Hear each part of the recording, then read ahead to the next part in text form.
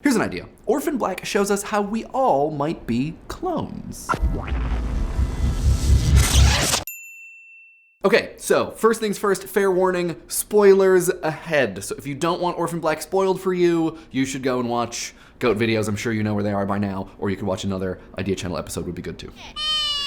Orphan Black is a TV show starring Tatiana Maslany,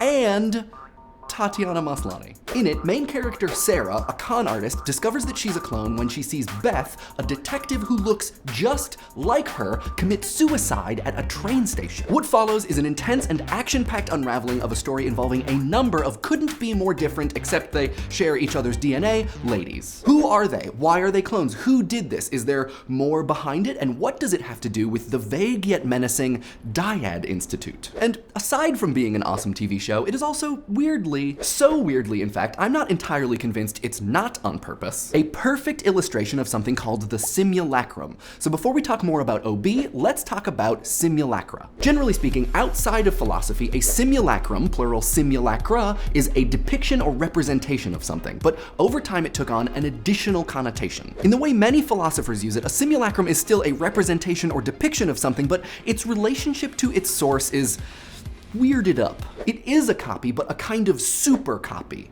A copy or image, as it's sometimes written, without reference to an original that stands on its own right. I'm sure you can see why we're eventually headed to Orphan Black, but just bear with me. What does that even mean? A copy without reference to an original? How is that even possible? Well, philosopher Gilles Deleuze uses pop art as his paradigmatic specimen.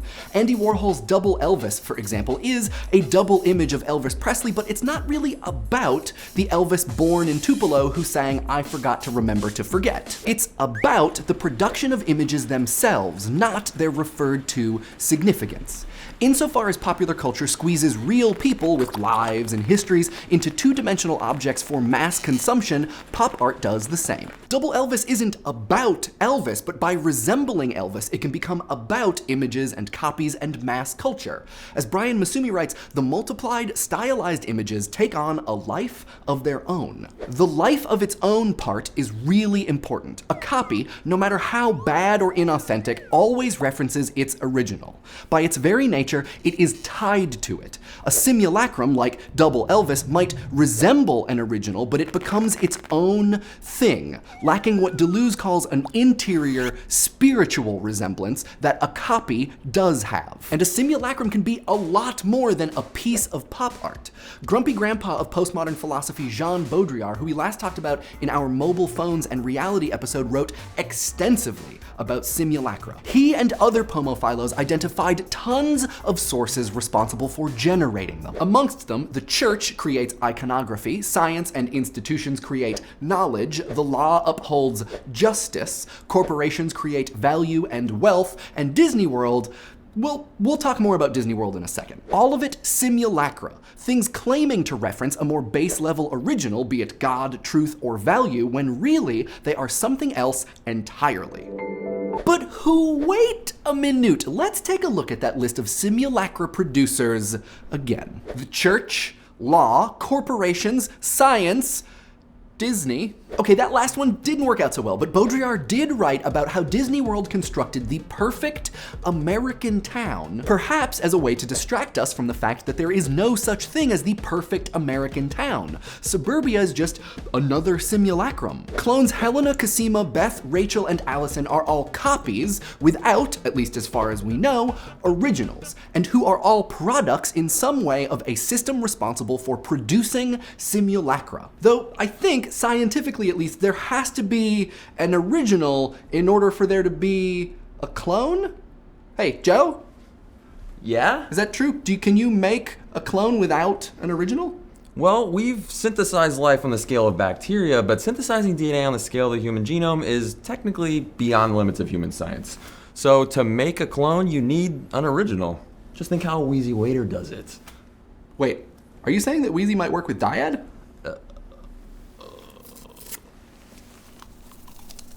Did you just eat a packet of sugar? No. Yes.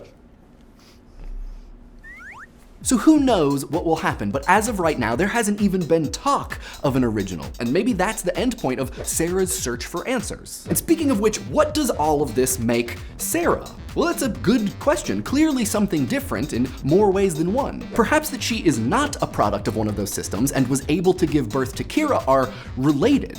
Maybe that she is a copy who is able to create an original uniquely positions her to upset this situation as she has. This could also explain why Helena is so valuable to the Proletheans. She is their chance to fuse religion and science to create a direct result of God's power, not a simulacrum of it. So, but anyway, fan theories aside, Orphan Black, in addition to being an illustration of and possibly about simulacra, is also arguably a simulacrum itself. The images on your screen comprising Proclone being the worst or Cosima and Delphine making science together are themselves copies of something with no clear original. Is the original the footage, the first edit, the first export? Michael from Vsauce talks about this in his Where Is This Video?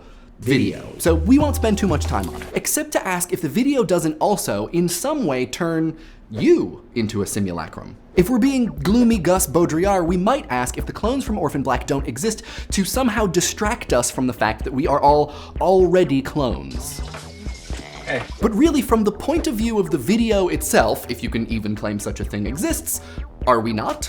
Each and every piece of media tracking audience metrics reduces that audience to representations of their presence based upon whatever actions they've taken, even if those actions are sitting idly by and watching. Every view count you've ever seen is collected simulacra, copies of something claiming to reference an original, the presence of a person, but it's really something else entirely. The most extreme case is Nielsen, the go-to rating system for television in the US. Target audiences are given diaries and meters to record their viewing habits. Those viewing habits are then extrapolated to represent total viewership. Those target audiences, though, are arguably the ones most valuable to advertisers.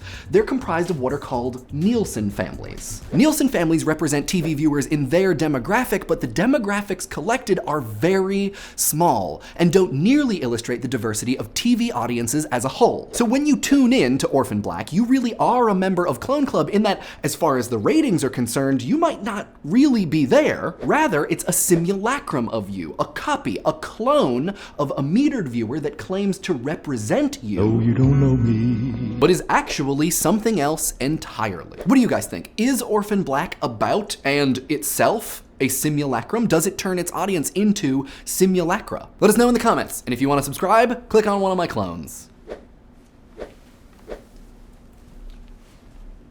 I would consider myself a member of the Fandom's fandom. What can I say? I'm a big fan of fandoms. Let's see what you guys had to say about the future of fandom. Ollie, I'm really glad to hear that you are willing to call yourself a fan of Idea Channel, but I think I disagree with your idea that being in a fandom or being a fan of something puts you in a positive mindset that kind of blocks you from being critical of the thing that you love. And a lot of people said this in response, but I just want to echo this idea that I think being a fan of something might even cause you to be more critical of something because you love it so much and you want it to be as good as it could possibly be. I think that this is actually one of the biggest features of fan culture, is the presence and vocalness of criticism. Shiso Miki talks about the inherently queer nature of fandom, which is especially interesting given that Henry Jenkins, the guy who we quoted in the episode, talks in one of his books about how fan studies was itself inspired by queer studies, because a lot of queer studies academics were some of the first people to champion the idea that you could be a member of a culture and still describe it appropriately and effectively, that you didn't need to be outside it trying to describe it objectively, which is, yeah, what does that even mean? I usually try to stay on the positive side during the comment responses, but Jeffrey, this attitude drives me crazy. If someone wants to write a fanfic about a story or set of characters or setting that they love, how does that ruin your day? How is that bad? Why? Drudenfuss talks about a future of fandom that resembles the past of storytelling, where people who are consuming stories feel a greater permission to change and adapt them and do things with them, that the sacredness of pop culture texts is not so great. And yeah, I think I agree with this, and I really look forward to this, and again, can't help but veer back into the questions about copyright and related things, but yeah. Ray Ayanami 8, Curly Fries, and a bunch of other people expressed a great concern over the growing control that fandoms have over the content that they love because, you know, as far as groupthink goes, that kind of control over something that you love might not be the best thing for the thing itself. And yeah, I mean, I think we all kind of have to trust that to some degree the auteur will always exist, that we will always have to trust our creators to make the right decisions. And yeah, I can definitely see a bad side to this kind of thing, but also a good side, right? Like there are things that get resurrected, there are story arcs that get fixed, there are problems with narrative and representation that get addressed, and I think that stuff that's the bright side to look forward to. Michelle Harope sees a very bright future of fandom where the fact that we understand everybody is a fan of something can lead to greater cultural harmony, but Alias of Apocalypse sees kind of the opposite, and that, you know, even as they exist now in their relatively small size, fandoms always appear to be fighting one another, so that maybe it will just be business as usual. Let's hope that the positive wins out, yeah? Pegasus Express 10, Invalid Input, and a bunch of other people see fandom contributing to a real shakeup in the business models for the entertainment industry, providing real challenge to things like publishing and the Hollywood industrial complex. And yeah, we've already started to see a bunch of stuff like this, and I'm really excited to see what happens when Kickstarter and Indiegogo are suddenly old news, when they are things that, you know, aren't exciting anymore. What's 5 steps from Kickstarter as far as crowdfunding is concerned? I think it's probably gonna be really cool. Lisa Duncan writes a really great comment that touches on something we didn't talk about at all, which is how fandom has kind of raised the prominence of some showrunners, and cites Joss Whedon and Penn Ward as 2 examples of people who seem as though they are fans themselves. They maybe have their own fandom, but then also have massive and important shows at their own control. And I wonder, yeah, are we gonna see more people like that? Sounds exciting. I'm in for it. And speaking of Joss Whedon, this week's episode is brought to you by the hard work of these monitors. We have a Facebook, an IRC, and a subreddit, links in the doobly-doo. And in case you were wondering whether or not you had any reason to go to VidCon, you have at least one, because we will be there. So if you are gonna be at VidCon, come and find me and say hi. Let's high five.